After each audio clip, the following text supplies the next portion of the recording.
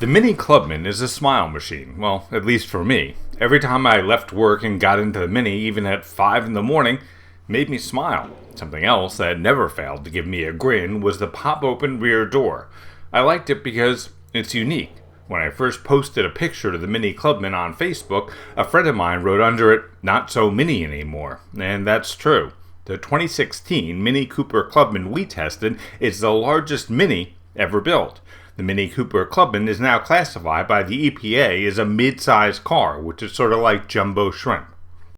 Like all Minis, the options are sold a la carte, so you don't get things that you don't want, but you do have to be careful that you do get things that you do want. Here's an example. While our test car was keyless, you still have to find the remote in your pocket or purse to push the button to unlock the doors. The doors do not automatically unlock when you put your hand on the door unless you pay for that option. The same goes for the panoramic sunroof and power or leather seats. I always tell people to get leather if you have kids or pets, and to get power seats if you have more than one driver in the family. Additionally, it's just easier to get comfortable in power seats than it is in manual seats.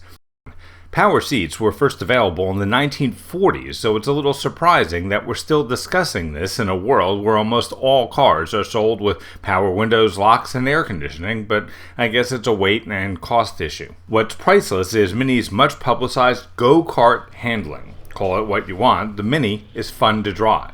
While it's a great city car because it's easy to park and yet has 4 doors to haul around your friends or progeny, you will know whether your Berg is doing enough to fix potholes. But speaking of road conditions, the Mini Clubman is available with an all-wheel drive system that Mini calls All-4.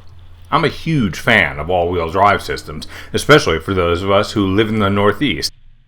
Even in warmer climates, I find that all-wheel drive makes me a more confident driver when it rains or if I'm on loose gravel.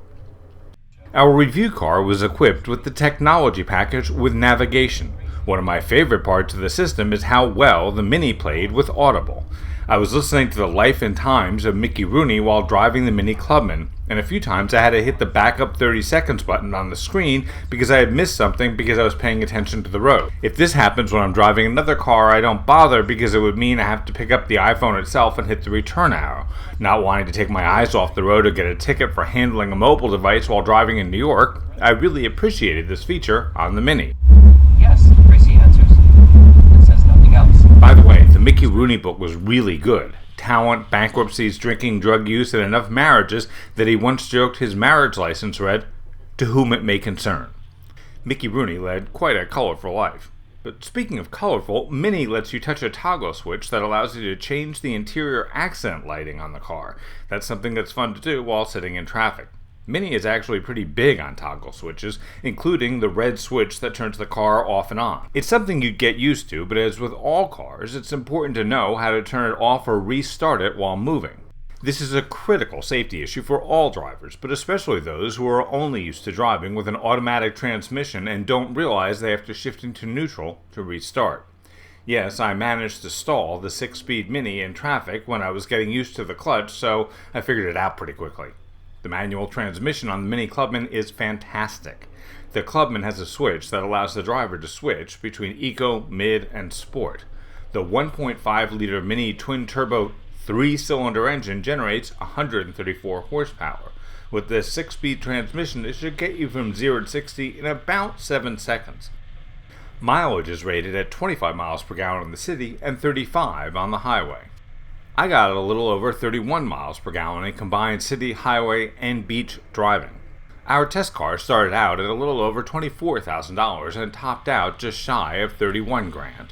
For Real World Test Drive, I'm Grant Winter reporting.